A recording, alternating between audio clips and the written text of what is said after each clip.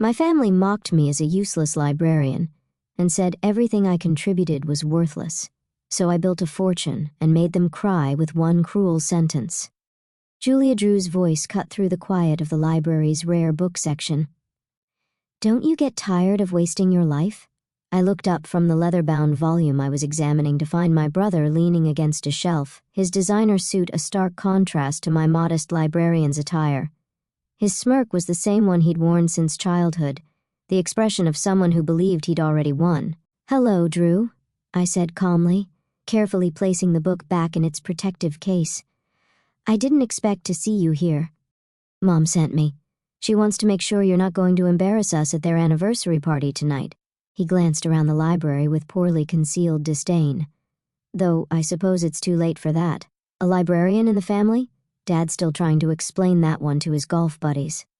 My name is Julia Morgan, though my brother prefers to call me the family disappointment.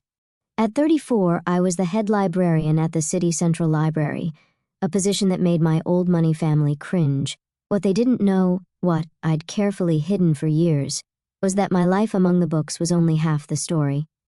I'll be there, I assured him, standing to my full height. Even in heels, he still towered over me, and I'll dress appropriately. See that you do. He straightened his Rolex, a recent purchase he hadn't stopped flaunting. It's an important night. I'm announcing some big news. His grin widened. Bought my third company this year. Morgan Industries is now officially a conglomerate. Dad's going to be so proud. I nodded, keeping my expression neutral. If Drew noticed the slight tightening of my hands, he didn't mention it. That's wonderful, I said. Congratulations. Thanks. He didn't even try to make it sound sincere. You know, there's still time for you to join the real world. I could use someone to manage our corporate library. At least then you'd be doing something useful with all this knowledge. The way he said knowledge made it sound like a disease. I smiled, thinking of the encrypted laptop in my office safe, of the meetings I'd been taking under a different name. I'm happy where I am, I told him. He shrugged, already turning away. Your loss. Remember, 7 o'clock sharp, and Julia. He paused at the door. Try not to bring any books this time. After he left, I waited exactly 5 minutes before heading to my office. The space was modest but efficient, with walls of books and a desk that had seen better days. To most, it looked exactly like what they'd expect from a librarian's office. They never noticed the state-of-the-art security system, or the fact that my ancient desktop computer was a custom-built machine more powerful than most corporate servers. Locking the door, I opened my laptop and connected to a secure server. 3 windows popped up immediately, video calls waiting from Tokyo, London, and New York. Good morning, Miss Morgan. My assistant's voice came through clearly. The Nakamura deal is ready for final review. Thank you, Sarah, I said, scanning the documents on my screen. Has legal finished their assessment? Yes, ma'am. The acquisition terms are solid. We can move forward whenever you're ready. I glanced at my watch. 5 hours until my parents' anniversary party. Plenty of time. Schedule the signing for tomorrow morning, I instructed. And Sarah, make sure everything's in place for the announcement. Already done. The press release is ready to go. She hesitated. Are you sure about the timing? I thought of Drew's smug face, of years of condescension and dismissal. Yes, I'm sure. Tomorrow morning will be perfect. After ending the call, I sat back in my chair, looking at the empire I'd built in secret. Morgan Global Partners, no relation to my brother's Morgan Industries despite the similar name, was now one of the largest private equity firms in the world. We operated entirely in the shadows, using shell companies and discrete investments to hide our true size. For 7 years, I'd built this company while maintaining my cover as a simple librarian. The job wasn't just a front. I genuinely loved books, loved preserving knowledge and helping people access it. But it also provided the perfect cover for my other life. Who would suspect the quiet librarian of being one of the most powerful people in global finance? My phone buzzed, a text from Mom. Don't forget to do something with your hair, dear. The Prescotts will be there tonight. The Prescotts, one of many old money families my parents were always trying to impress. I texted back a simple okay and began packing up for the day. I had a hair appointment already scheduled, along with a fitting for the dress I'd bought specifically for tonight. Just because I didn't flaunt my wealth didn't mean I couldn't play the part when needed. The salon was empty when I arrived, perks of owning the building and having a standing private appointment. Maria, my longtime stylist and one of the few people who knew my secret, was waiting. "The usual?" she asked, gesturing to a chair. "Something a bit more formal today," I said. "Family event?" She nodded knowingly. "Ah, the famous Morgan anniversary party.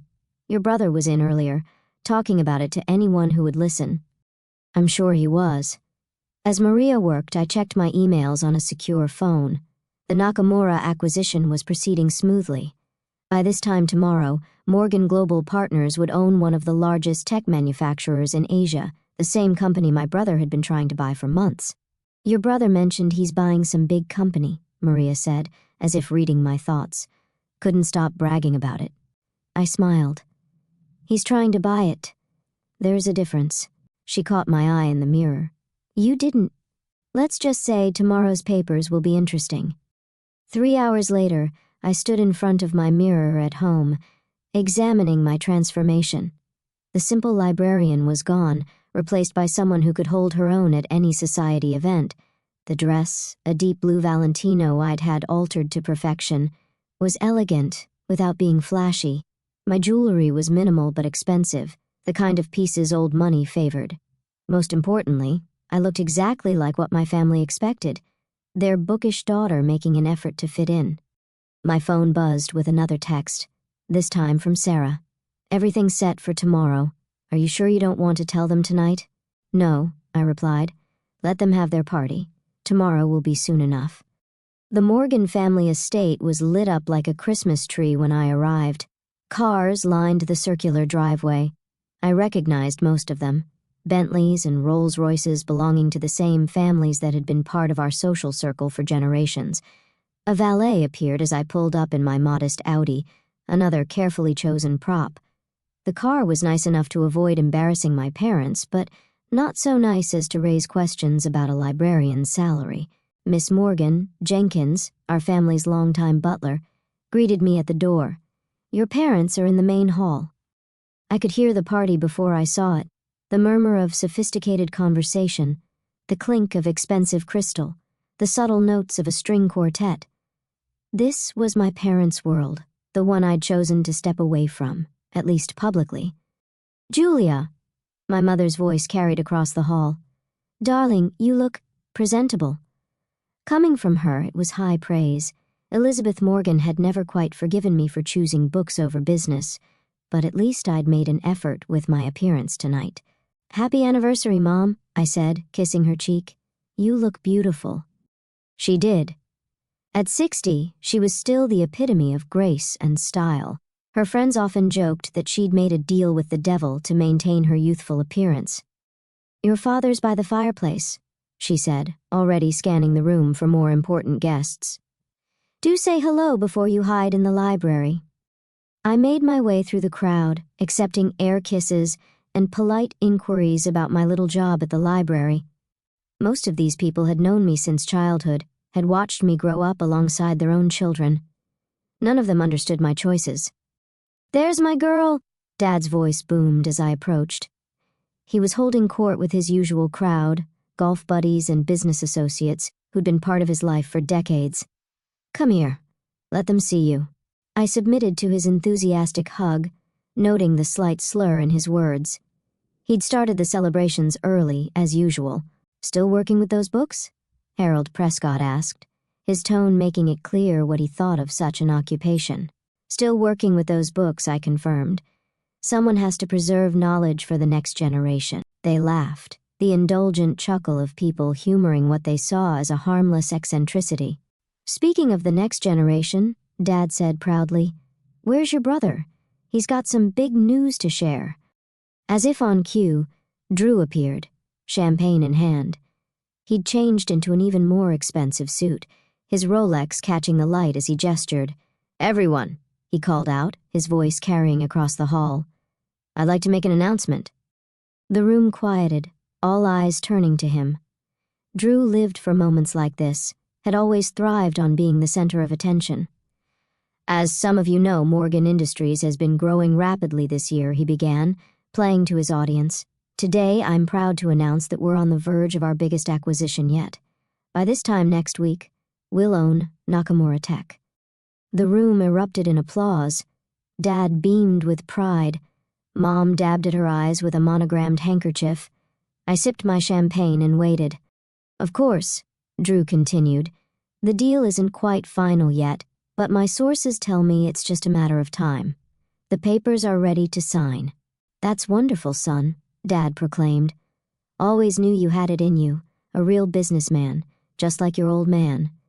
Drew basked in the praise, accepting congratulations from all sides.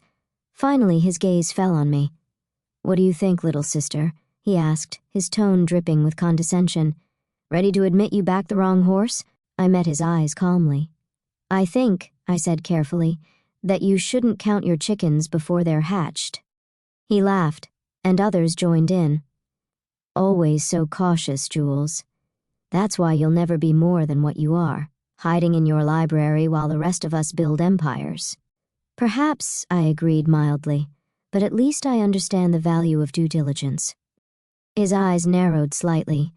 Drew had never liked it when I used big words, seeing it as a challenge to his intelligence. Due diligence? He scoffed. I've got the best lawyers in the business. Everything's taken care of. I just smiled and raised my glass. Then I guess you'll see tomorrow, won't you?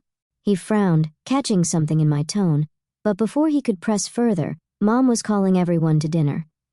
The dining room was a masterpiece of old-world elegance, gleaming mahogany, priceless china, crystal that had been in the family for generations.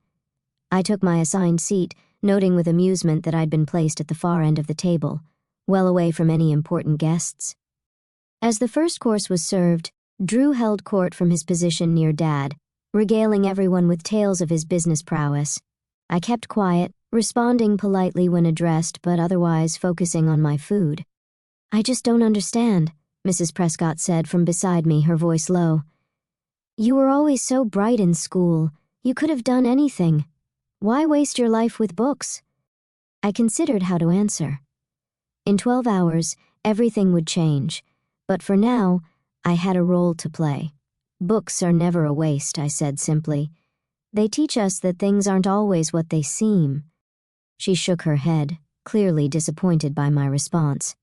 Well, at least your brother is upholding the family name, though it must be hard watching him succeed while you, well, it's not as hard as you might think. The rest of dinner passed in a blur of subtle insults and backhanded compliments. I'd grown used to it over the years, had learned to let it roll off me like water. As dessert was being served, Drew stood again, calling for attention. I'd like to propose a toast, he announced, raising his glass. To Mom and Dad, who taught me everything I know about business, who showed me what success looks like. He paused, his eyes finding me. And to my sister who proves that not everyone is cut out for the family business. The room chuckled politely. I raised my glass with the others, thinking of the documents waiting to be signed, of the press release scheduled for morning. Enjoying the party? Drew asked later, cornering me by the dessert table. It's lovely, I replied. Mom and Dad must be so proud. They are. He straightened his tie smugly. It would have been nice if both their children had amounted to something. I selected a chocolate truffle, examining it carefully. You know, Drew, success isn't always about making the most noise. He snorted. No? Tell that to my bank account. How much does a librarian make these days anyway? Enough to buy these shoes. I glanced down at my Louboutins, another carefully chosen piece of my costume. Right. He finished his champagne in one gulp. Well, this has been fun, but I should mingle. Big day tomorrow, after all. That Nakamura deal isn't going to close itself. As he walked away, I pulled out my phone and sent a quick text to Sarah. Everything ready for morning? Her response was immediate. All set. Press release goes out at 9 a.m. Sharp. Want me to send you the final numbers? No need, I replied. I'll see them in the papers with everyone else. The party began winding down around midnight. I said my goodbyes, accepting one last round of condescending comments about my career choices. "You really should consider Drew's offer," Mom said as I kissed her cheek. "A corporate library would be so much more appropriate." "I'll think about it," I promised, knowing I would do no such thing. As I drove home, I thought about how different tomorrow would be. For 7 years, I'd maintained my cover, building my empire in secret, while my family dismissed me as the disappointing daughter who'd chosen books over business. Tomorrow, they'd learn just how wrong they'd been. The next morning, I arrived at the library precisely at 8, just as I had every day for the past 7 years. My sensible shoes echoed through the marble halls as I made my way to my office, nodding at the early morning regulars who never questioned why the head librarian kept such strict hours. Sarah was waiting for me, her tablet in hand. In the library, she played the role of my assistant librarian perfectly. Outside these walls, she was the COO of Morgan Global Partners and one of the sharpest business minds I'd ever met. "Everything's ready," she said quietly as we entered my office. "The lawyers are gathering in Tokyo. Press release goes out in 45 minutes. I set my bag down and powered up my secure laptop. "Any word from Drew's team?" "They're still expecting to close the Nakamura deal this morning. Your brother's lawyers are setting up in their offices right now." I smiled, imagining Drew's face when he realized what was about to happen. Let's give them a few more minutes of hope. At precisely 8:55, my private line rang. "Miss Morgan," Mr. Nakamura's translator said, "everyone is in position." "Excellent. Let's proceed." The next few minutes were a blur of signatures and confirmations. By 9 a.m., Morgan Global Partners officially owned Nakamura Tech, along with its subsidiaries, patents, and cutting-edge technology division. "Press release going out now," Sarah announced. I pulled up several news sites on my screen, watching as the story broke across multiple platforms simultaneously. Breaking: mystery buyer acquires Nakamura Tech. Global finance giant Morgan Global Partners reveals identity of founder. Wall Street stunned as library sciences expert named as business mogul. My phone started buzzing immediately. The first call, predictably, was from Drew. "What the hell is this?" he demanded without preamble. "Some sick joke?" "Good morning to you too, brother," I replied calmly. "I take it you've seen the news." "This is impossible," he sputtered. "Morgan Global Partners? You're not the founder and CEO. Actually, I am. Have been for 7 years now. Though I understand your confusion. After all, I'm just a librarian, right?" There was a long silence, broken only by what sounded like papers being frantically shuffled. But I had a deal. The paperwork was ready." "Was it?" I asked innocently. "You might want to check the fine print. Nakamura Tech has been in play for months. We've just been waiting for the right moment to finalize things." "We?" His voice cracked. "Who's we?" "My team. My company. My empire." I paused, letting each word sink in. "You know, the one I built while you were busy mocking my career choices." The line went dead. I looked at Sarah, who was trying to hide her grin. "How long until my parents call?" She checked her watch. "I give it 3, 2. Right on cue, my mother's number flashed on my screen. "Julia Elizabeth Morgan!"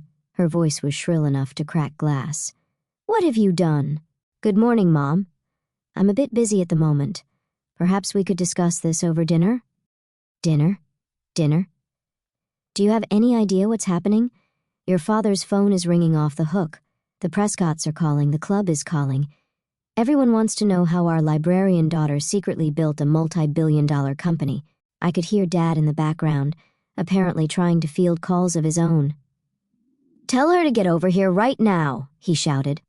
"I have meetings all day," I said, which was true. The acquisition of Nakamura Tech was just the beginning, but I'd be happy to host everyone for dinner at my place tonight. "Say 7? Your place?" Mom's voice dripped with suspicion. "You mean that little apartment near the library?" "No, I mean my penthouse on Highland Avenue. I'll text you the address." There was a long pause. "Highland Avenue? But that's the most expensive building in the city, is it? I hadn't noticed." "See you at 7, Mom." After ending the call, I took a moment to breathe. 7 years of secrets were finally coming to light. 7 years of careful planning, of maintaining my cover while building something extraordinary. Ready for phase 2? Sarah asked. I nodded. Send out the second press release. This one was even bigger than the first. Morgan Global Partners announces merger with East Asian tech giants, deal valued at $50 billion. The merger had been in the works for months, but we'd timed it perfectly to follow the Nakamura acquisition. By the time my family arrived for dinner, the business world would be reeling from 2 of the biggest deals of the decade, both orchestrated by the quiet librarian they'd dismissed for so long. The rest of the day passed in a carefully choreographed dance of meetings, interviews, and strategic planning. I gave exactly 1 interview to the Wall Street Journal, explaining how my background in library sciences had actually been perfect preparation for building a global empire. Information is power, I told the reporter, and who better to understand the value of information than a librarian? At 6:30, I left the library and headed to my real office, the top floor of the Highland Avenue building that had been my home for the past 5 years. The penthouse occupied the entire floor, though I'd maintained a small apartment near the library for appearance's sake. My private elevator opened directly into the foyer, where my actual home office put Drew's corporate headquarters to shame. Floor-to-ceiling windows offered a panoramic view of the city, while state-of-the-art technology allowed me to manage my empire from anywhere in the world. Sarah had arranged for dinner to be catered by the city's most exclusive restaurant, another establishment quietly owned by Morgan Global Partners. The dining room table was set with a kind of understated elegance that only old money could truly appreciate. At precisely 7, the elevator announced my family's arrival. Drew entered first, his earlier swagger replaced by barely contained fury. Mom and Dad followed, both looking shell-shocked. Even Jenkins, who had insisted on accompanying them, seemed unsure how to process the transformation of the family's poor relation into one of the city's wealthiest residents. "Welcome to my home," I said, gesturing to the spectacular view. "Drink? How long?" Drew demanded. "How long have you been lying to us?" "Lying?" I moved to the bar, pouring myself a scotch. I never lied about anything. I am a librarian. I do love books. I just happen to run a global financial empire as well. But why? Mom sank onto one of my Italian leather sofas. Why the deception? Why let us think that you were a failure? I finished her sentence for her. That I'd wasted my potential? Maybe because you never bothered to look past your own assumptions. You saw what you expected to see. The disappointing daughter who chose books over business. Dad was standing by the windows, staring out at the city he thought he knew so well. "All this time," he murmured. "All those companies we've been reading about, the mysterious acquisitions. That was you." Drew spoke flatly. "Morgan Global Partners. The competition everyone's been trying to figure out. The shadow empire that's been reshaping the market." I smiled. "It does have a nice ring to it, doesn't it? Though I prefer to think of it as a knowledge empire. After all, that's what you taught me, isn't it, Dad? Knowledge is power." He turned to face me, and for the first time in my life, I saw something new in his eyes. Respect. "The Nakamura deal," he said slowly. "How long have you been planning that?" "About 6 months, though I've owned controlling interest in their subsidiaries for over a year." I looked at Drew. "You never wondered why they kept finding reasons to delay your offer?" My brother's face went from red to white. You outplayed me. All this time. Not playing, Drew. Competing. Isn't that what you always wanted? A chance to prove who was better at business? But it wasn't fair," he exploded. "You had inside information, secret resources." "Inside information?" I laughed. "You mean like the kind you get from your golf club buddies? The deals you make on private yachts and exclusive resorts?" I set my glass down carefully. I built my empire with nothing but intelligence, hard work, and a deep understanding of how information flows. Everything I learned in my little library gave me an edge you couldn't see. "Dinner is served," a voice announced discreetly. We moved to the dining room, the tension thick enough to cut with one of my sterling silver knives. Mom kept looking around, as if trying to reconcile this environment with her mental image of my life.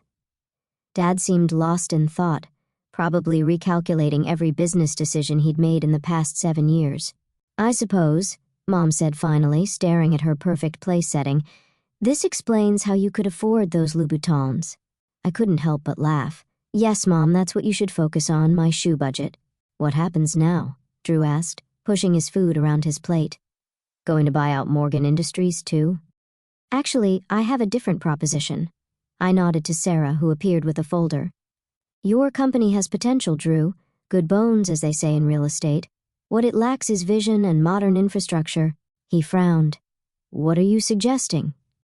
A partnership. Morgan Industries handles the traditional side, while Morgan Global Partners brings the technology and global reach. Together, we could build something even bigger. You want to work with me, after everything? No, I corrected him. I want to work with the businessman you could be if you got over your ego and learned to see value in unexpected places. Dad set down his fork. Julia's right, he said, surprising everyone. This is an opportunity, Drew, a chance to be part of something bigger than ourselves. But she lied to us, Drew protested, made us look like fools. No, Dad shook his head. We made ourselves look like fools. We were so convinced we knew what success looked like that we couldn't see it taking a different form. Your sister, she saw something we missed, built something we never imagined. Mom dabbed at her eyes with her napkin. All those times we pitied you, she said softly, worried about your future. I know, I said, gentler now. But maybe it's time to stop worrying about appearances and start focusing on substance. Isn't that what real business is about? The rest of dinner was a careful dance of revelations and reconciliations. I explained how I'd built my company, how the library had provided the perfect cover and connections. Dad asked increasingly detailed questions about my business strategy, his initial shock giving way to genuine admiration. Even Drew began to thaw as I outlined my vision for our potential partnership. By dessert, he was suggesting ways to integrate our operations. His natural business instincts finally focused on creation rather than competition. There's one thing I don't understand, Mom said as coffee was served. Why reveal everything now? Why not just stay in the shadows? I looked at my brother. Because sometimes people need to be reminded that success doesn't always wear a suit and tie, that power doesn't always announce itself with a Rolex in a corner office. And sometimes, Drew added quietly, people need to be reminded not to judge a book by its cover. Exactly. Later that night, after my family had left, Dad with a stack of proposals to review, Mom with a list of social events to recalibrate, and Drew with a lot to think about, I stood at my windows, watching the city lights. Sarah joined me, handing me a fresh scotch. Well, that went better than expected, she said. Did it? I smiled. Or did it go exactly as planned? You knew they'd react this way. I knew they'd have to confront their own prejudices, their assumptions about success and worth. I sipped my drink. The question is whether the lesson will stick. She checked her tablet. Stock's up 30% since the announcement. Your brother's company is up 10% just on rumors of a potential partnership. Good. Let's give it a week, let everything settle. Then announce the merger. By then, Drew might actually be ready to be a real partner. And your parents? I thought about Mom's tearful apology, Dad's proud smile as he finally saw me, really saw me, for the first time. They're learning. Sometimes the hardest part of success is accepting that it doesn't always look the way you expect.